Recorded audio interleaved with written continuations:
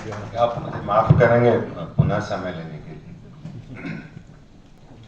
देखिए, सारा जो बेल का प्रकरण है, एंटिसिपेटरी बेल हो, रेगुलर बेल हो, जैसा जस्टिस भाटिया ने कहा कि it is related to your right to life under article 21, that is a fundamental right, and everyone knows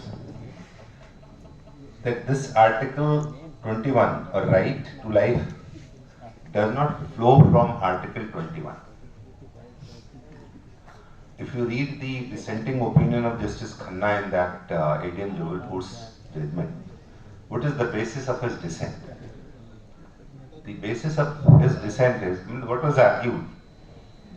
What was argued was that the right to life has been given to every citizen of the country by the Constitution, and during the emergency the Constitution itself is suspended.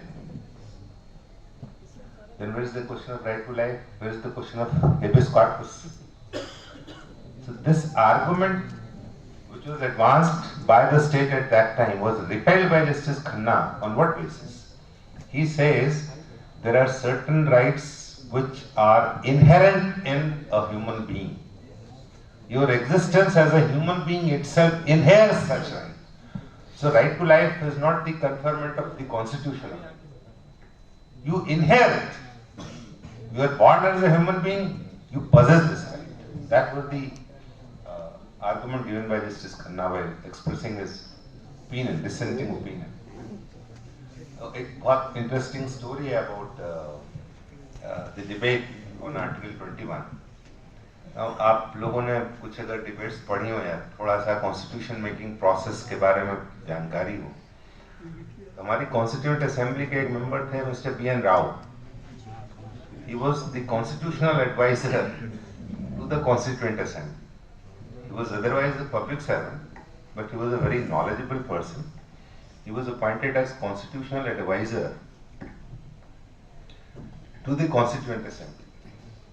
Now, we in our Constitution expressly do not have the due process of law clause. It is there in the American Constitution. But this aspect was debated. Should we have due process of law clause in our Constitution or not? B.N. Rao साहब को भेजा गया तमाम दुनिया के देशों में. America गए जस्टिस फ्रैंकफर्टर से, वहाँ उनसे बातचीत हुई, तो justice Frankfurter advised him not to have this due process of law clause in your Constitution. Why? Now, if you read Article 21, it says everyone will have right to life and liberty. Nobody's life or liberty can be taken except according to law as prescribed by law, except according to the procedure prescribed by law. Now, this procedure prescribed by law and due process of law. Due process of law is a phrase which is very open-ended. Very, very open-ended. Now, Frankfurter told Mr. B.N. Rao कि अगर आप ये ले आए, तो आप की जो legislature है, जो executive है, वो तो इसको control ही नहीं कर पाए. Due process of law will be defined ultimately by the judges, being the interpreter of the law and constitution. So don't have this phrase due process of law. You better have this phrase. Your life and liberty can be curtailed by a procedure prescribed by law. If the legislature makes a law, prescribes a procedure, it can be curtailed. But now our Supreme Court in the due course has almost reached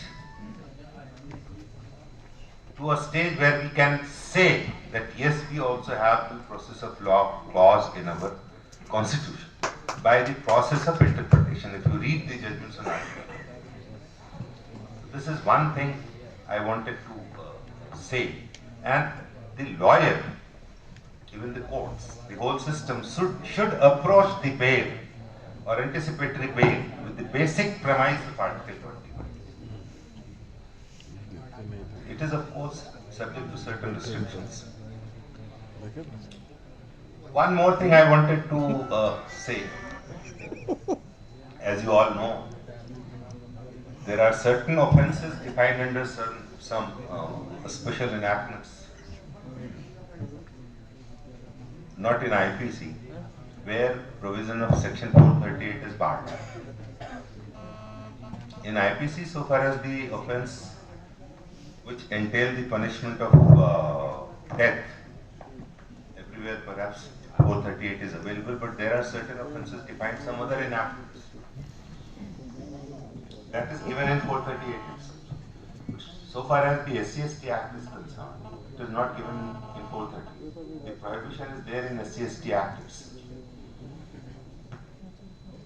What I am trying to emphasize or point out to you as a lawyer is that once you read any provision of law, you not only learn as to what has been prescribed by the legislature, but then anything provided by the legislature is always subject to interpretation by courts of law. You will come across one judgment by Supreme Court, delivered recently, another by our division bench here, where it has been said, despite the bar under the SC/ST Act, one can move 438 petition in a situation where from the prima facie reading of the recitals made in the FIR, no offence under SC/ST Act is made out. Now, these are some, in whosever mind this minor nuance of law might have occurred at the first time. That is what at least I will expect from every member of the Bar Association. Thank you.